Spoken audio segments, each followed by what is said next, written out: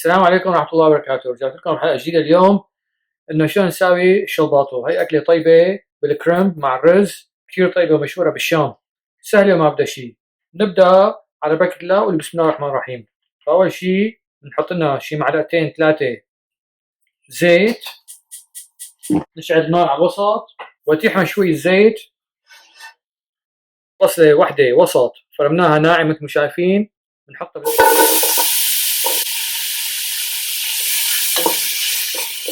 بعدين مثل ما رجيتكم هاي الكرمبات هدول بعد ما غليتهم بالمية صفيتهم بعد 20 دقيقة طريوا.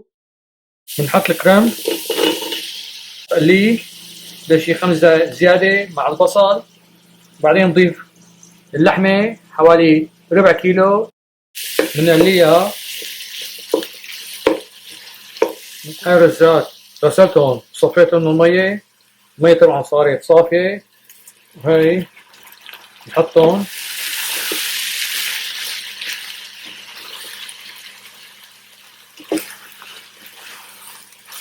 شي دقيقتين زمان بنحمصهم، بعدين بنحط الميات.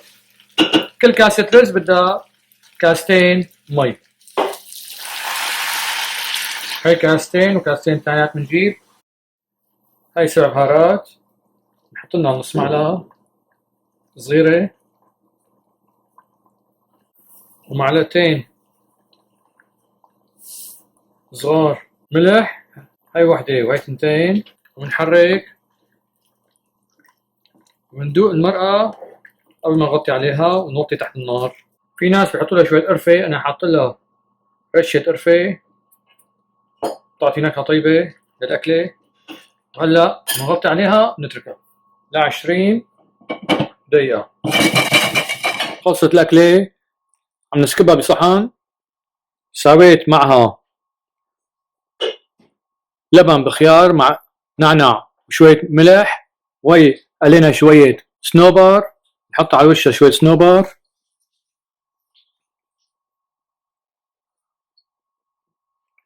ناكلها مع لبن بخيار. وألف صحة وعافية، إن شاء الله تعجبكم وتدعونا عليها. السلام عليكم ورحمة الله وبركاته. بأحلى شلباطو.